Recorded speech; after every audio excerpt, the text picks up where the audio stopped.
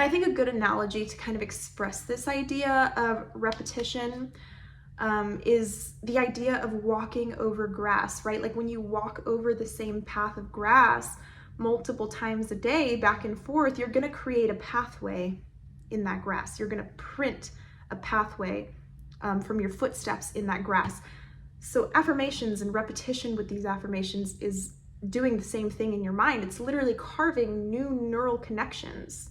You're rewiring the way your brain works. It's literally verbal psychedelics. Like, people achieve these same results with using substances, but you can do it with just your words. You can do it with just your thoughts. Isn't that amazing? We don't need anything to manifest. Repetition is the key to exercising anything, including your mind.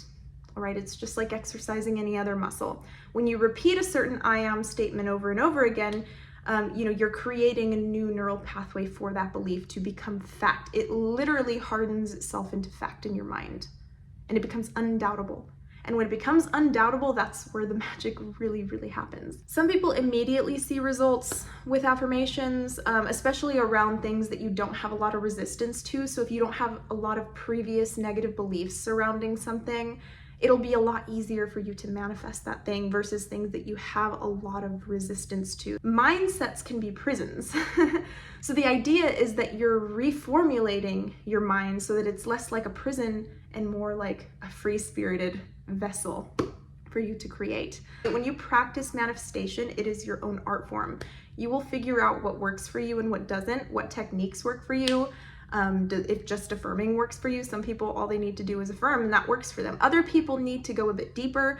Some people need meditation. Some people need time to visualize and really, really get visual with their minds. It's going to be a different process for each individual soul. The mind sometimes literally works against you, where it will fight back.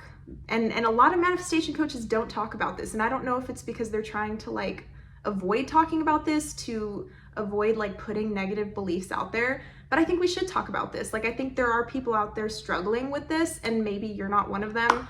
Maybe you watching this video, like, you might have an easy time manifesting anything, but there are people that really struggle with manifestation, and I do believe it's because they have a lot of anxiety and a lot of resistance and a lot of negative beliefs around certain things within their reality.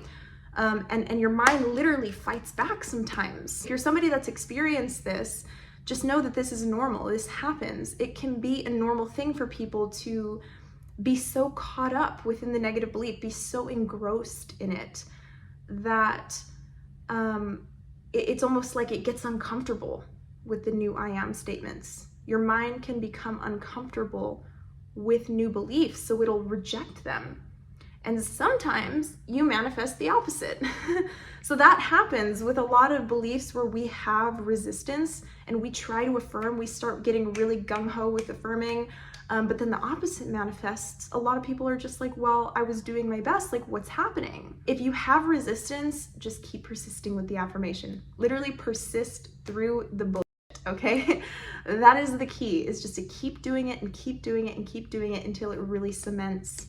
All right, even if your brain doesn't like it, even if it's fighting back. Sometimes though, your brain can be a little bit more receptive in a state of sleep. All right, and this is kind of where the nightly affirmations come in that a lot of people put out onto YouTube channels. Like, people will put, the nightly subliminal tapes, the nightly affirmation tapes that you can listen to while you're asleep.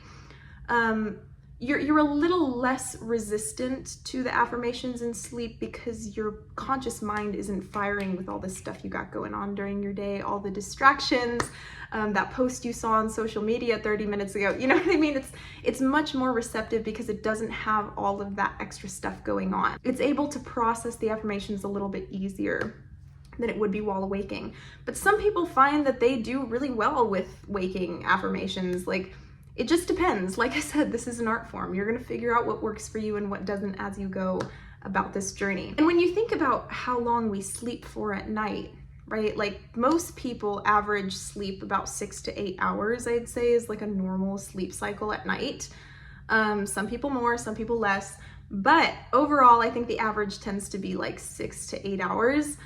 When you think about that with affirming, it's going to be much more effective to impermeate a belief within your brain for 8 hours straight versus just 30 seconds of affirming in the mirror. You know what I mean? It's like axe throwing, or it's like, I have an example on one of my videos on my channel. It's like shooting arrows or shooting darts. You know, the more practice you have, the more likely you're going to have an arrow that sticks to the target, you know, versus just doing it a couple of times and then giving up, you know? So I find that the nightly affirmations work really, really well, especially if you're consistent with them and you do them for like, you know, a couple of months, or just like even just a couple of weeks. I mean, sometimes people see immediate results with these things. I mean, some people see results after just one night of listening.